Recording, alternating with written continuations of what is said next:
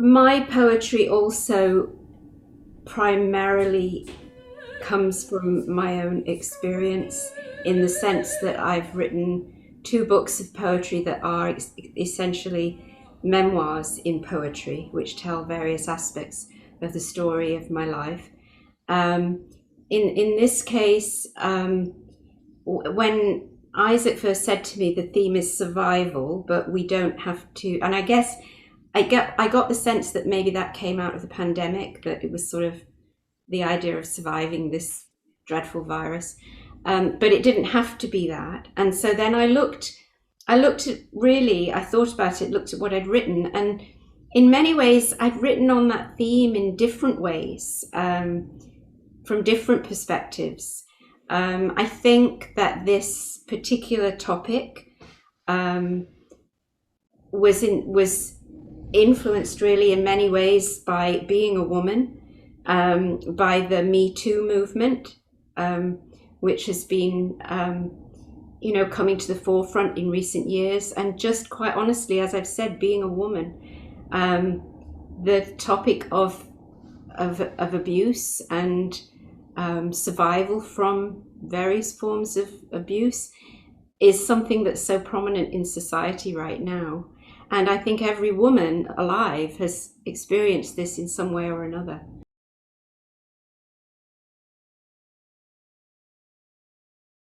So, short answer, no.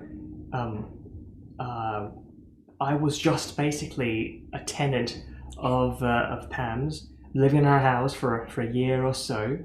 But during my time there with her, she showed me her poems and I showed me some of my music, and the conversation kind of started going from there. And the idea of collaboration was always on the table, but it never really came into fruition. Not until 2 years later, when Slow Rise Music contacted us, and we thought that's the perfect time for all this to come to materialize into something.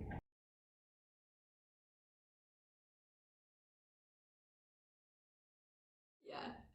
And for me, the answer is also no.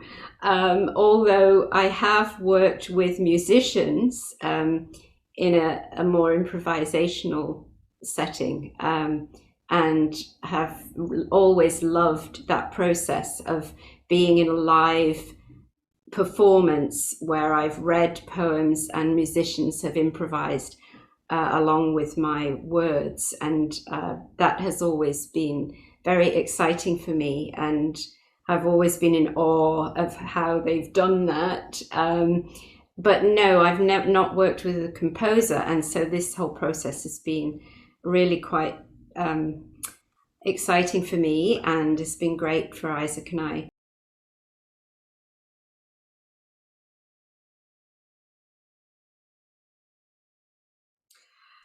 Well, in listening to this piece, I found it very moving, to hear the transition of what were just words on the page, from the poem that I wrote into a musical piece.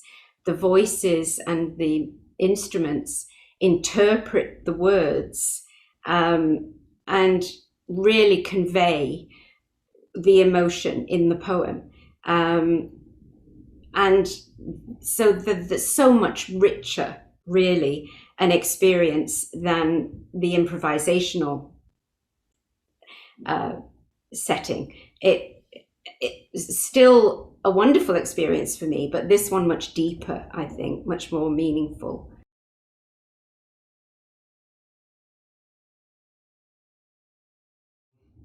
And I'm loving this format.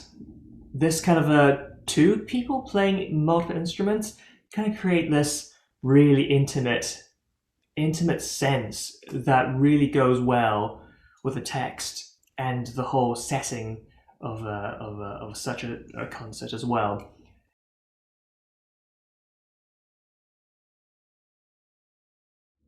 Absolutely. The whole everything would be pretty much different. There's strength and weaknesses of both. I think in a quartet setting, the strength, of course, you can have multiple things going on. It can be a much more complex piece because everyone's doing their own thing. But at the same time, we kind of lose that sort of flowiness and the consistent kind of play between instrumentalist and instrumentalist. That's what I'm looking for, and singer, because they're the same person. So for a multi-instrumentalist, they will carry what they sing to what they play, and it kind of becomes this seamless transition, which you really can't get with a quartet unless they are just quadruplets or something. Rocks.